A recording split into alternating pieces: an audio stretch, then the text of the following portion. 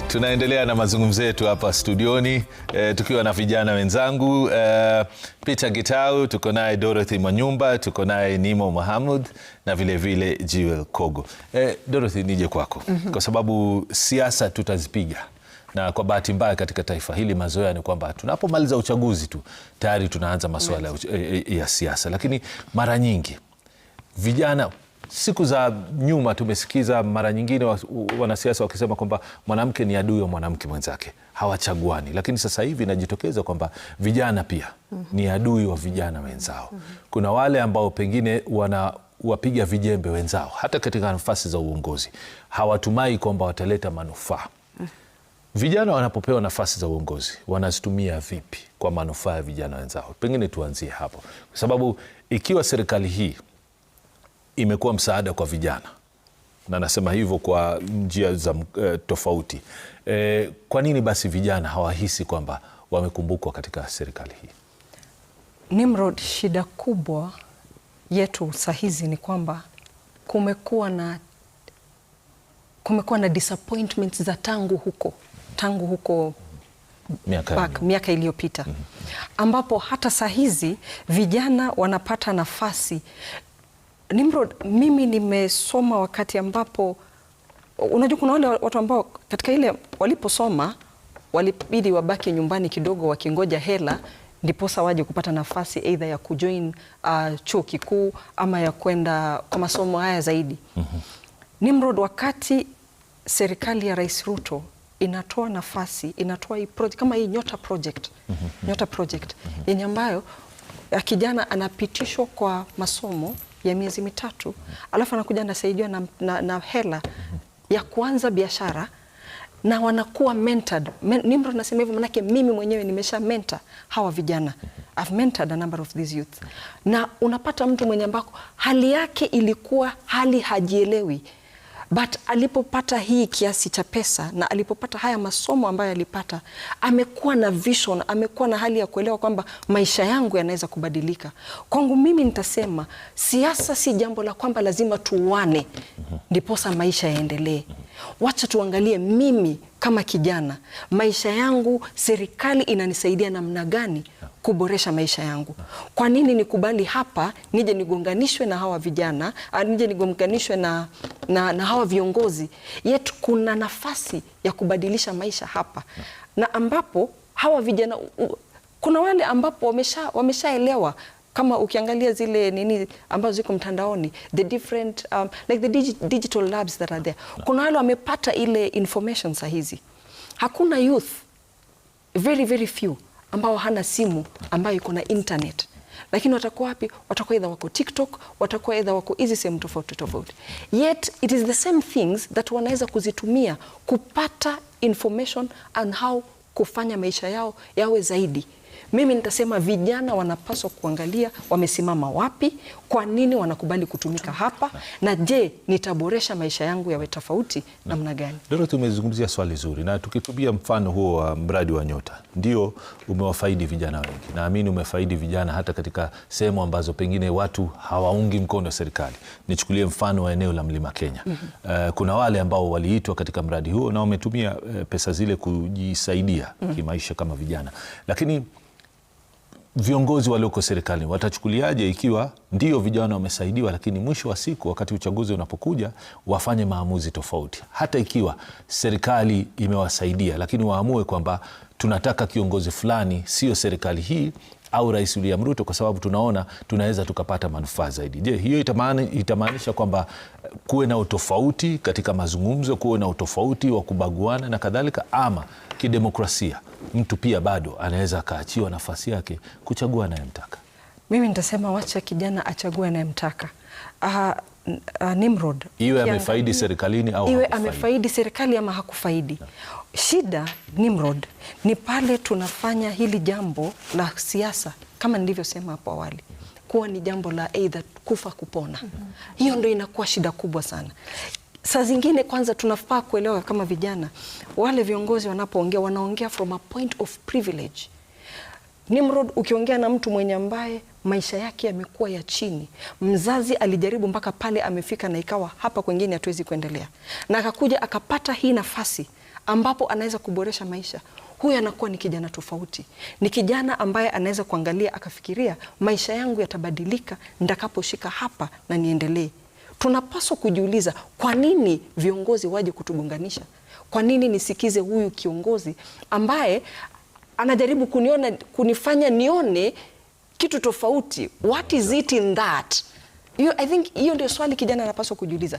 Kwa nini huyu kiongozi anataka nione mambo katika njia tofauti kuliko yale mimi mwenyewe na akili yangu naweza kuona? I think it's time we used common sense kama vijana. Niruhusu niseme. Peter, pengine mchango wako, na pengine niulize hili. Kwa sasa hivi muko katika upinzani. Ndio. Kwa sababu mnaikosoa serikali ya Rais William Ruto na mwelekeo wake, lakini sidhani kwamba mna tofauti kama vijana na vijana wenzenu na mawazo yao, kwa sababu mnahisi kwamba ikiwa jambo fulani lingerekebishwa basi tungekuwa na sauti moja. Tatizo lile linalofanyika katika upinzani kwa sasa hivi, na hata nyie vijana pengine mtusaidie kuelewa, ni kwamba ikiwa vigogo wenu hawajatoa mwelekeo na kwamba tatizo tu ni kwamba William Ruto aondoke mamlakani, kwa nyie vijana, je, hiyo inatosha peke yake? Na je, kuna uwajibikaji aina gani ambao mnataka kutoka kwa viongozi wao? Kwa sababu ikiwa swala kuu ama ajenda kuu ni kumuondoa kiongozi aliyeko mamlakani na mubakie na vigogo wale wale, sidhani kama tofauti zitaonekana zile ambazo mnahisi kwamba lazima zibadilishwe. Pengine mambo yatasalia vile vile, pengine yatakuwa mabaya au pengine yatakuwa mazuri, lakini huu ufahamu haupo mpaka sasa. Sasa ikiwa unazungumza na kijana ambaye unataka kumshawishi, unamwambia nini kuhusu uongozi katika upinzani? Kwanza kabisa bali tu na kukosoa. Hamna shida. Ningependa nimjibu dadangu kidogo. Kwanza alisema kwamba vurugu zinafanyika kutoka upande wa upinzani, upande wa serikali. Sisi kama upande wa upinzani ama chama chetu tumepanga mkutano, tukaenda mkutano. Tutajipangia vurugu kwa nini? Tutajipangia vurugu kwa nini? Tumeenda kwa watu kama Linda Mwananchi, wameenda Homa Bay. Wao wanataka kuongea na wananchi. Watajipangia vurugu kivipi? Lazima kuna mtu ambaye amepanga. Na ambaye yuko wapi? Yuko serikalini. Kwa hivyo ni serikali ambayo inalipa vijana walete vurugu. Hilo ni la kwanza. Vijana tunapoendelea kuongea na wao, wamekuwa wakituambia shida moja kubwa, na hiyo ndio shida ambayo tuliona wakati wa ile Gen Z protest, ya kwamba hawasikizwi. Na kila wakati, hata ukiangalia tunazunguka tukiongea na vijana, tukiwasikiza, tukiwaeleza mambo ambayo tunafikiria, na wao wanatueleza shida ambazo wanapitia. Maendeleo ni haki ya kila mtu. Serikali ni serikali ya kila mtu. Hamna serikali ya Eldoret ama serikali ya wapi. Serikali anaongoza Kenya nzima. Kwa hivyo ni haki yetu. Kama ni maonbo, kama nyote, hizo ni haki zetu, hizo ni pesa zetu. Kama ni Olkalau wanapoleta pesa, hizo ni pesa zetu, tutazichukua, lakini tutachagua mtu ambaye anatusikiza. Hatutachagua kwa sababu umeleta maendeleo, kwa sababu umeleta barabara. You are not doing us a favor. Hiyo ni haki yetu, pesa ni zetu tu. Hautoi pesa zako kwenye mfuko ati utujengee barabara. Umejenga na pesa zetu. Kwa hivyo unapoleta maendeleo, unapofanya mambo kama hayo yote, fanya tu. Lakini je, unawasikiza hawa vijana? Wanatakaje? Kijana ndio umemletea barabara, umemjengea barabara, lakini yeye anakuambia anataka kazi. Barabara imetengenezwa na wa Chinese wote, ndio wametengeneza. Vijana wale hawajapata kazi. Umewasaidiaje hao vijana? Na kuna njia za kusuluhisha shida zetu na pia kusuluhisha shida za jamii pia. Unaweza ukajenga barabara na bado unaweza ukawasaidia wa vijana. Kwa hivyo uamuzi wa ambaye atatuongoza, sisi tutaamua sisi wenyewe. Hata ukiangalia mikutano yetu yote, tunarudi kwa watu, tunawaambia mnatakaje, mnasemaje. Watu wanasema, kama wanasema ni one term, ni one term. Sasa sisi tutakujaje baadaye tukuje tuongee mambo tofauti? Watu hawataki Ruto, hawamtaki. Kwa sababu tunazungumzia masuala ya uongozi na vijana na pia uwekezaji na kadhalika. Nataka mnipe fikra zenu. Mungekuwa leo na nafasi ya kuwa kiongozi wa taifa, kipi ambacho ungefanya tofauti kiweze kumridhisha kijana? Kwa sababu nyinyi ni vijana. Nauliza hivyo kwa sababu gani? Kwa sababu ukiangalia katika serikali zilizotangulia na hata serikali za sasa, ukipiga hesabu yako ya wale viongozi ambao unaweza kuwataja ni vijana, umri wako, rika lako, ambao wana mawazo na fikra kama zako katika serikali, ukipiga hesabu utakuta hesabu ni ndogo sana. na hiyo ni kutokea kwa kiongozi wa taifa, naibu, mpaka kufikia kwa mawaziri. Ukija katika nafasi za makatibu wale wanaohudumu, pia utakuta kuna utofauti mkubwa sana, idadi inazidi kupungua. Ukiingia katika vyama vya kisiasa, pia utakuta nafasi ambazo zinapewa vijana, isipokuwa tu idara ile unasemekana ni idara ya vijana, hakuna kingine ambacho kinaonyesha taswira ya vijana. Sasa ndio nataka mnipe mawazo yenu. Mungekuwa na nafasi kama hizo, ungefanya nini tofauti? Nianze nawe Jiwa.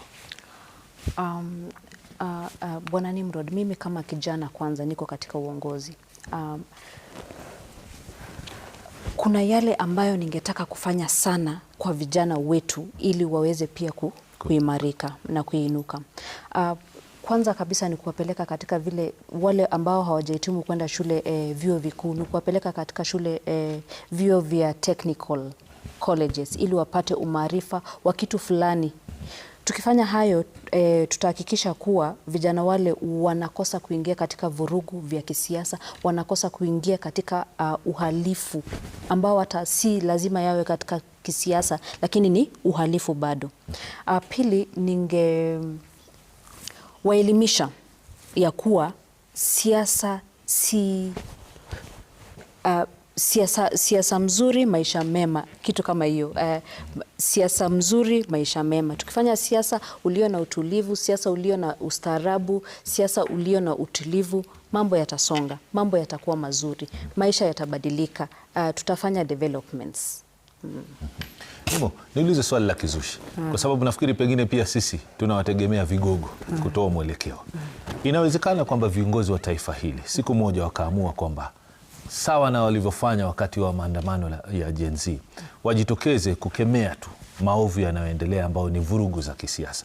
Iwe kwamba upinzani na wale walioko serikalini waseme kwa kauli moja, kama vijana tunataka tuwe na kongamano la kitaifa, tuketi mahali pamoja tuzungumze, tusiwahusishe viongozi wa kisiasa, tusiwahusishe vigogo ama watu walioko mamlakani, ili tuondoe tofauti zetu. Kwa sababu kwa bahati mbaya nahisi kwamba vile tunavyozungumza sasa hivi ni kwamba kesho kutwa kukiwa na mkutano wa Linda Mwananchi, kesho kutwa kuwe na mkutano wa DCP au kuwe na mkutano wote wa kisiasa, vurugu bado zitatokea, na bado tutarejea hapa kwenye televisheni kusema kwamba ni viongozi vigogo wametuchochea. Inawezekana tukafikia wakati ambapo tukasema potelea mbali, kuwe na rasilimali hakuna, tutajumuika katika mikutano fulani kama vijana wa upinzani walioko serikalini ambao hawajafanya maamuzi, tuzungumze kwa kauli moja. Je, inawezekana ama ni vipi? Okay, asante sana kwa kunipa hii fursa. Okay, Nimrod, ningesema hivi, inawezekana yes, but we have a long way to go. Ukiangalia kama sasa, shida kubwa yenye tuko nayo kama youths ni unemployment na shida ya masomo pia, education system ukiangalia. Sasa ukiangalia tuseme kama mimi ni mtu nilisomea Starehe Girls, sawa. So hiyo shule ukiangalia ukijoin form 1, unaona, unapewa mentor. Huo mentor anakushikilia mkono, unaona, hadi umalize form 4. Hadi ukimaliza form 4 bado huyo mtu anakushikilia mkono hadi ujoin campus mpaka upate kazi, unaona. Unaona that person like anakusaidia like in a way that hautashinda deviate, like attention yako itakuwa tu like utafocus tu ukifanya the right thing, unaona. Si ati in between ukipata like shortcut ama kupotea kiasi hivi like utapotea tu hivyo kiolela. Juu uko na mtu anakupea guidance, unaona, na ni mtu amekushinda na age gap kubwa, sawa. Sasa shida tuko nayo ni hiyo. Sasa tunafaa tuanze kutunza hawa watoto from primary level to high school to campus mpaka waki exit, tuwasaidie kudraft hiyo exit plan, unaona. But sasa tukiangalia kenye tuko in sasa, tuseme kama campus tu, tuseme tumemaliza shule, tumeshikiliwa hadi high school tukamaliza, tukuja campus. Ukikuja campus, zamani tulikuwa tunapewa like at least fee, like tulikuwa tunalipewa like ukipita sana na umetoka humble background unalipewa fee, ndio. Basi sasa ukiangalia hiyo fee imetolewa, sawa. Wakaleta mambo ya bands, sawa. Ukiangalia hiyo story ya bands bado kuna hiyo band 1, band 2, band 3, sijui mpaka band 5, sawa. Alafu kwa hizo bands bado allocation si fair, sawa. Juu unajua sisi ni binadamu, sawa, hatuko perfect. Tapata like kuna hizo temptations. Hata ukijaribu kukua perfect huwezi kuwa perfect 100%. So utapata labda system iko sawa, inaweza allocate watu vizuri, but wenye wana control hizo system, juu system yenyewe haiwezi jicontrol, unaona? Hawako si watu fair ama watu wako honest, unaona? Sasa hiyo honesty inaanzianga huko chini. Mtu kukua na integrity na transparency na kukua honest inaanzia huko chini. Ukimold mtu from primary to high school to campus, ukishindwa kumold vizuri, sasa una expect ukujua akifika afanye the right thing, haezi, unaona? Sasa hiyo kitu ya bans nasikia imetolewa, wanatuletea loans. Sawa. Sasa nikuulize, mtu tuseme ametoka humble background, high school labda alisaidiwa, alipata sponsors, amekuja campus, ako na loans. By the time ana exit hana kazi. Sawa. Haya. Alafu bado huyo mtu unamdanganya kwamba utamshikilia ati yeye ni youth, sijui bado wako na time, hawafai kuingia kwa hizo like political spaces, ama hawafai kutafuta like kazi juu humtrust sana, hujui background yake, unaona? Na hizo trust issues ni wewe umetengeneza kama mtu mzee, unaona? Juu ukilea huo mtoto hukumlea the right way. Sawa. Sasa shida tuko nani, hata tukitaka kuungana kama youths itachukua time. Juu itachukua time juu like hata tufanye nini, like hata wenye watakuja kuongea huku mbele, wenye wanataka like okay, tuseme tumeungana sawa, alafu tutengeneze structure leadership, tuseme huyo ndo president, hawa watu watakuwa handpicked, na ukiangalia background yao labda hawajakuwa molded vizuri, na hawezi kata hizo handouts kidogo zenye wanapewa. So unaona tutashinda tukirecycle the same shit. So mimi ningependa kutatiza wazazi back at home, washikilie hao from primary, wa mold watu wenye watakuja kusaidia society huku mbele vizuri. Sawa. Ndio hata ukikuwa tempted unaweza acha hizo handouts. Hilo ni tatizo umezungumzia muhimu. Lakini swali la kujiuliza, je, njia za kutafuta solution ni gani? Kwa sababu ikiwa tunazungumzia wanafunzi walioko Egerton na shule nyingine, pia Homa Bay wapo. Kwa bahati mbaya unaweza kuta hata wale waliohusika katika vurugu jana, wengine pengine wanaweza kuwa na wanafunzi wa chuo kikuu. Swali la kujiuliza ni je, hiyo ndiyo njia ya kutafuta suluhisho ya matatizo kama vijana? Kuna wakati wa kuketi chini na kusema la, kiongozi fulani ulipoingia mamlakani uliahidi 1, 2, 3, 4, 6 linatuhusu sisi, tunataka ulitatue. Hapo ndio nataka tuelekee mazungumzo yetu, na pengine nirushie swali hili Peter, manake katika nyie wote mlioko hapa, yeye najua amejitangaza kimasomaso, anawania kiti cha ubunge tayari. Peter, kuna wale wanaokutazama kama kijana. Ndio. Na mwisho wa siku watakuuliza maswali magumu. Ikiwa utachaguliwa kuwa kiongozi, hasa kwa maswala ya vijana, kipi utafanya tofauti na kiongozi aliyeko sasa au wale unashindana nao? Kwanza huwa ni unafanya kazi na watu ambao wako qualified. Na siasa yetu imekuwa na shida sana, kwa sababu unapata hata wale ambao wanachaguliwa kama CS, wale ambao wanachaguliwa katika viti tofauti, wanaweka wanasiasa baada ya kuweka watu ambao wanaelewa vitu ambavyo wanafanya, na hapo ndio mwanzo wa kuanguka. Unapoweka qualified people, unapata mambo yana trickle down, yanafika mpaka chini, na economy inaweza ikarudi vizuri. Na vijana tumekuwa tukionana na wao, tukiongea kila wakati, na unapata shida nyingi ambazo wamekuwa kitaja. Kama ukiangalia sehemu kama Kabete, unapata ni sehemu ambayo ina shida sana na pombe. Juzi tu hapa kulikuwa na shida ambapo kuna mtu ambaye alifungwa katika baa moja. Kuna baa moja ambapo juzi tena kuna mtu alifariki pale kwa sababu ya pombe haramu. Mambo kama hayo yanafanyika kwa sababu ile system ambayo imekuwa muda huu wote imekuwa ikikubali mambo haya yaendelee. Na kama serikali unapata haiwezi ikafanya mambo kama haya yaache, unapata inaanguka, you're failing. Wamama wamejitokeza, wamesema ya kwamba hatutaki pombe haramu huku. Vijana pia wenyewe wameshikana, wamesema hawataki pombe haramu huku. Sasa wewe kama kiongozi, kazi yako tu ni kuwasikiza, unafanya kile ambacho wanataka. Kwa hivyo unapata uongozi saa zingine ni kuhakikisha kwamba all things ziko mahali ambapo zinatakikana. Sisi kama vijana tumepitia mambo mengi ambayo tumeona tulilelewa huko. Kama Kabete nimelelewa huko tu. Kwa hivyo mambo hayo ni mambo ambayo nimepitia ndio nifike hapa.